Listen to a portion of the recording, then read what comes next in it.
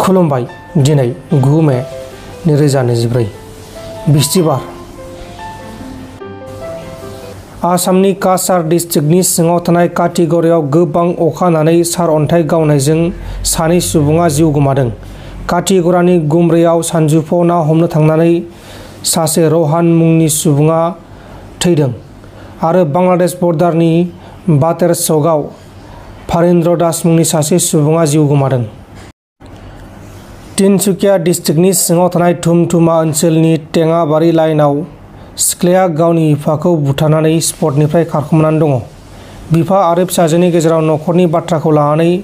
नांलाय खमलाय जानायाव फिसाजोआ दंफां थुख्राखौ लानानै बिफानि खर'आव गाग्लोबनानै बिफाखौ बुथारदों। बुथारजानाय बिफानि मुङा जाबाय साजेन, नाथाय दायनिगिरि फिसाजोनि मुंखौ खौरां मख'नाय जायाखै। दा बेखौ पुलिसआ एरेस्ट खालामनो थाखाय गावसोरनि खामानिखौ मावगासिनो दङ। कर्नाटकनि जेलाव केरालानि सासे 22 बोसोर बैसोनि दायनिगिरिया जेलनि सिङाव दौलें लानानै थैदों। थैनाय दायनिगिरिनि मुङा जाबाय महम्मद नाउफाल। महम्मद नाउफालआ जेलनि सिङाव जोबजानानै एसे डिप्रेसनाव दंमोन, नाथाय डिप्रेसननिबो बेखौ फाहामथायनाय जादोंमोन, अब्लाबो बेखौ रैखा खालामनो हायासै। आसाम पुलिस बिफानाव साख्रि मावखांनाय बयजोंबो सिनायजानाय मुंदांखा बारग' IPS अफिसार आनन्द मिश्रा बिथाङा 33 नं बक्सार लकसभा बियाबनिफ्राय बिसायख'थि गेलेनो थाखाय साखाफारा खालामगासिनो दङ आरो बिथाङा बे बियाबाव बिसायख'थि गेलेनो थाखाय जिल्ला बेंगिरिनो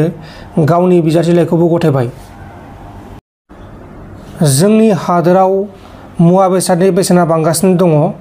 नाथाय धोरोमखौ लानानैसो पलिटिक्स गेलेगासिनो दङ। केरालानि कल्लामाव फिसाया गावनि बिसि आरो फिसाजोखौ गोदोना हासनानै बुथारखांनायनि उनाव फिसाज्लाखौबो बुथारनो नाजादोंमोन, नाथाय फिसाज्लाया थैथारासै आरो जाथायखौ खालामखांनायनि उनाव गावबो थैनो नाजादोंमोन, नाथाय गावबो थैथारासै। जाथायखौ खालामनाय दायनिगिरिनि मुङा जाबाय श्रीजु। श्रीजुआ गिबियाव बिसनि मुलि दौखांनानै गोदोनाखौ हासनानै बुथारदोंमोन। बुथारजानाय बिमा आरो फिसाजोनि मुङा जाबाय प्रीता 39 बोसोर बैसोनि आरो श्रीनान्दा 12 बोसोर बैसोनि। बे समाव जोखोम जानाय फिसाज्ला श्रीरागखौ फाहामसालियाव गाज्रि थासारियाव फाहामथायगासिनो दङ आरो श्रीजुआ बे जाथायखौ नखरनि रां रुफानि जेंनानि थाखाय खालामदोंमोन, मानोना जोंनि बे हादोराव खामानिनि आंखाल आरो गुबुन फारसेथिं मुवा बेसादनि बेसेना अख्रांसा मोनहैगासिनो दङ, जेरै पेट्रल, डिजेल, थाव, संख्रि, बानलु गासैनिबो बेसेना बांगासिनो दङ। अब्लाबो जोंनि बे हादोराव धोरोमखौ लानानैसो पलिटिक्स गेलेगासिनो दङ। BPFनि दैदेनगिरि लैहोर लैहोर गयारीखौ गाग्लोबनायफोरनि हेंथायै क'क्राझार पुलिस बादायाव FIR थिसननाय जाबाय होननानै बुंदों। अशक गयारी मुंनि सासे सुबुङा बे खामानिखौ मावहोनानै खौरां बिजोंनि गेजेराव गावसोरनो गावसोरनि न'खौ अन्थाइजों खुबैना लादों, गावसोरनो गावसोरनि गारिखौ अन्थाइजों खुबैना लादों होनना बुंदोंमोन, नाथाय बे सोराङाव फैबाय बे खामानिखौ बेनो मावहोदों होननानै BPFनिफ्राय बुंदों आरो बे बाथ्राखौ दावराव देख्रेब नार्जारिया बुंदों। जे नै दाखालि जानोखि लैहोर लैहोर गयारीखौ BPF पार्टी अफिसनि मोखाङाव जानोखि बुनाय, बे बुग्राफोरनि गासैबो माने रेकर्डफोरखौ दिनै रायजोफ्रा नुखाजोब्बाय। बिसोरनि भिडिअ फुटेज नुजोबनाय जाबाय, बिसोरनि माने केमेरा बे जे नुजाबाय केमेरायाव बिसोरनि सावगारिफ्रा गासैबो नुजाजोब्बाय। दा बिसोरनि सावगारिखौ लानानै आरो भिडिअ फुटेज लानानै ओमफ्राय CCTV केमेरानि जायनाखि रेकर्ड, बे रेकर्डखौ लानानै दिनै जाय बुजाग्रा लैहोर लैहोर गयारी अर्गानिक सेक्रेटारि इउथ BPF माने उइंनि, दा लैहोर लैहोर गयारीया क'क्राझार थानानि इनचार्जनो माने FIR होदों। दा बे FIR नामाव दङ नै Shri Ashok Goyari, general secretary Debargaon block UPPL। जाय अशक गयारीया माने बुंदोंमोन जे माने प्रह्लाद ब्रह्मनि न'आव जानायखौ अन्थाइ खुबैनाय बियो नाटकसो, गावखौ एडभार्टाइज खालामना लानो थाखाय माने मोनसे इमेज बिल्डआप खालामनो थाखाय गावनो खुबैनानै लाहोदों होनना बुंदोंमोन बियो। आरो लोगोसे लैहोर लैहोर गयारीनि न'आवबो जायनाखि अन्थाइ खुबैदोंमोन, बे अन्थाइ खुबैनायखौबो बे लैहोर लैहोर गयारीया गावनो अर्गानाइज खालामनानै खुबैबोदों होनना बुंदोंमोन। दा दिनै बे नामा फैदों, बे केसाव फैदों। दा गथिखे बेनो रोखा फोरमान जाबाय जे बिसोर एखे अर्गानाइज बिसोर जे खामानिखौ मावदों, जे बिसोरो अशक गयारीया माने खामानिखौ मावहोनानै बियो माने जाय मावग्रा बिसोरखौ दोनखोमानो थाखाय बे स्टेटमेन्टखौ होनाय जादों बे जिनिसा रोखा फोरमायनाय जाबाय आरो लोगोसे नैबेयाव नुदों श्री खोमदोन गयारि बेखौबो केसाव जों नुबाय आरो बिनि फट'आवबो दंजोबो खोमदोन गयारि गासिबो बिनि बिफा बिमानि नाम अबे जायगानि बिनि गासिबो रेकर्ड गासिबो बिनि माबाफ्रानो एड्रेसानो गासिबो दंजोबो आरो सोमदोन दैमारि बेबो दङ आरो श्री दुलाराय बसुमतारी बेखौ नुबाय आरो श्री दबेन बसुमतारी बक' एनएलबि केडार बिनि नामखौ जों नुबाय बे दबेन बसुमतारी बक'आ जाहैबाय बे सारेन्डार बा एनएलबि अलरेडि सरकारजों बायजानानै बे दंखायो दा बेनि थाखायनो बियो सरकारनि खामानि मावनो थाखाय बे खोब नांथाबनानै दं जार फले दिनै बे माने गावनि आसल जायनाखि स्पिरिट जाथि सिबिनायनि स्पिरिट बेखौ बावनानै दिनै गावनि बिदा फंबायखौ दिनै हाथियार बादि बे बाहायजानाय सरकारजों दिनै बुख्रुबनो फैबाय बे दा बिनि नामा दङ दा हयथ' बेफोरबायदि मानसिया भबिष्यतआव खुनु गोजों मोनसे माबाखौ नुहुरा बिसोरनि भबिष्यतआ खोमसि ओरैनो बिसोर केस जानानै दंखायो दा बिसोर जुदि आरो बिदि केसाव नांथाबबावोब्ला हयथ' सानसे समाव बेफोरनि माने केसनि थाखाय बे जे बिराद खैफोदाव फैगोन बे रोखा नुहुरो आरो इउपिपिएलआ दिनै बोरै बाहायखो बिसोरनि दारैसो बोरै पार्टि सालायनो नागिरखो बे जिनिसा गिदिर प्रश्न जायो आरो लोगोसे दंबायो माखासे मानसिफोर दा बिसोर गोबां माने माबाजों लानानै भिडिअ फुटेजखौ लानानै केस होनाय जादों दा बेखायनो जे दिनै जे बे बुग्राफोरनि नामा जे ओंखारबाय बे बुग्राफोरनि नाम ओंखारनो रोखा जाबाय बे जायगायाव सोर सोर दंमोन आरो अबे अर्गानाइज मानसिफोर दंमोन बेखौ नुजानाय जाबाय दा बेखायनो थगायनो नागिरब्लाबो थगायनो हानाय नङा सैथोआ अरायबो सैथोखा सैथोआ अरायबो माने सिन थाखायो बे सैथोखौ दोनखोमानो हाया बेखायनो जोङो सैथोजों बयबो सोलिनांगौ आरो सैथोआ गोमायोब्लानो जोङो माने नङै खोथा जोङो बुङो नङै माने माबानि जोङो आश्रय लायो गाज्रि खामानि मावनायनि आश्रय लायो जों बेखायनो जों सैथोजों सोलिनांगौ आरो सैथोजों सोलिनो रोङिखायनो जों बिबेक शून्य जायो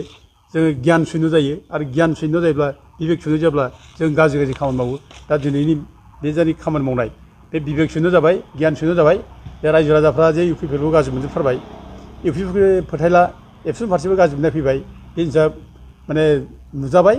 बेखायनो दिनै एबसुआ इउपिपिएल नेताफ्रा दिनै गियान शून्य बिबेक शून्य जाबाय जों बेखौ दिनै रोखा बुंनो हायो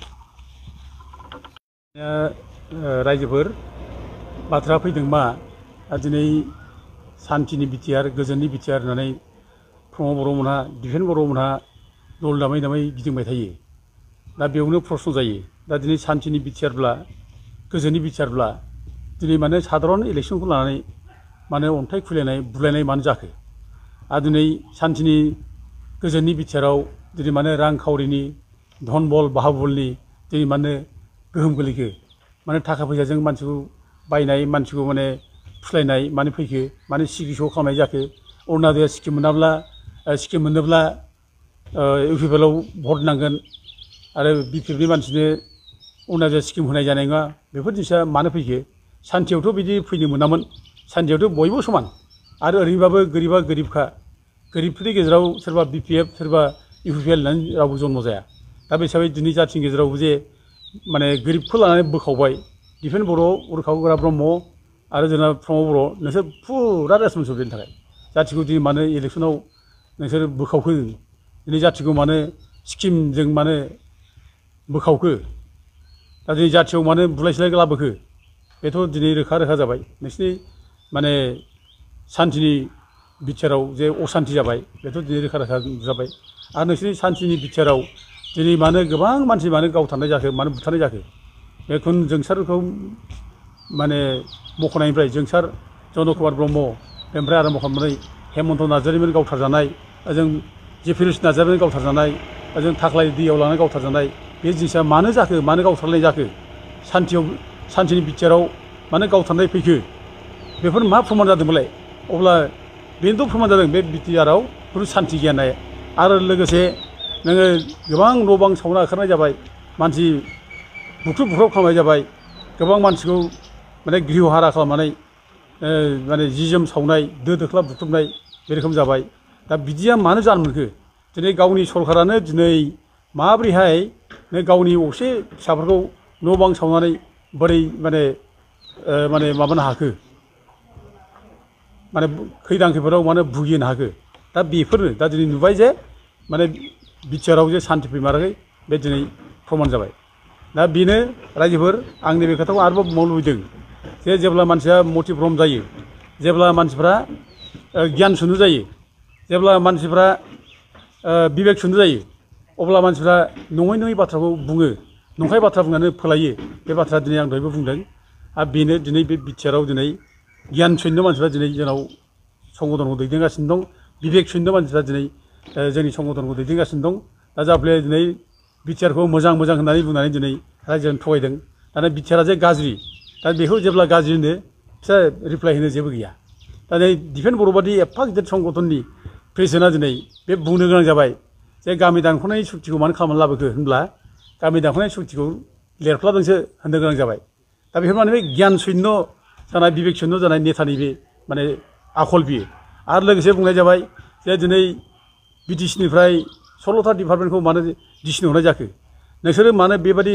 सुक्ति खालामनानै लाबोखो मोनखानाय बिटिसिनि गोहोखौ डिसिनो हरनाय बेबायदि सुक्ति 4.6आव दङ बिटिआरनि सुक्तिनि 4.6आव दङ डिसिनि